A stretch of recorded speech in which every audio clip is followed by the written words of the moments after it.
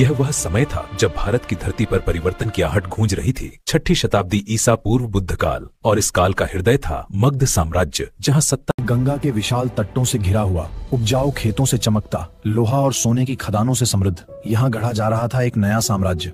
ऊंचे राजप्रासाद, गगन राजप्रासाद और विशाल स्तूप, यही था मगध, विश्व की उभरती शक्ति। पटलीग्राम, राजगृह और वैशाली, जहाँ व्यापारियों की कतारें दूर दूर तक फैलती थी, जहाँ सिक्के बजते थे और सपने अरे भाई जरा रास्ता दीजिए, जल्दी करना है, काफिला बढ़ रहा है। देखो किले का फाटक दिखने लगा। गंध की सड़कों पर सूरज की सुनहरी आभा बिखरी है। व्यापारी हाँक लगा रहे हैं, रथों के पहिए पत्थर पर चरमराते हैं, घंटियों की खनक उठती है। इस पाटलिग्राम के घाटों पर नावें लहराती हैं, पर आंखें किसी मुस्कान को तलाशती हैं। राजगृह की पहाड़ियों में पत्थर के घरों के बीच एक अजनबी अपना हाथ बढ़ाता है। वैशाली और इसी मगध में युवराज सिद्धार्थ गौतम ने पहली बार मानव पीड़ा, असमानता और सत्य की खोज को गहराई से समझा। उनकी आंखों के सामने समाज का कठोर यथार्थ खुल रहा था। उसी दौर में शूद्र, दास, किसान और मजदूर, जो समाज की सबसे बड़ी जनसंख्या थे, कठोर परंपराओं और वर्ण व्यवस्था से जूझ रहे थे।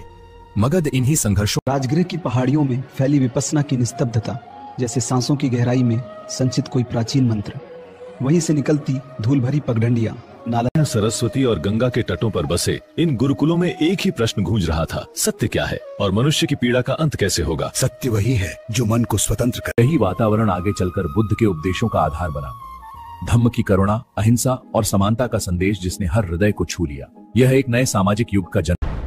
मगध सिर्फ एक साम्राज्य नहीं था, वह एक विचार था, एक आंदोलन था जो उठ रहा था, फैल रहा था। एक छोटी सी सोच ने कहानी लिखी और दुनिया की दिशा बदल दी। खोज, मेहनत और भरोसे ने इसे सच में बदला। कहानी शायद यहीं पूरी हो गई हो, लेकिन सोच अब शुरू हो।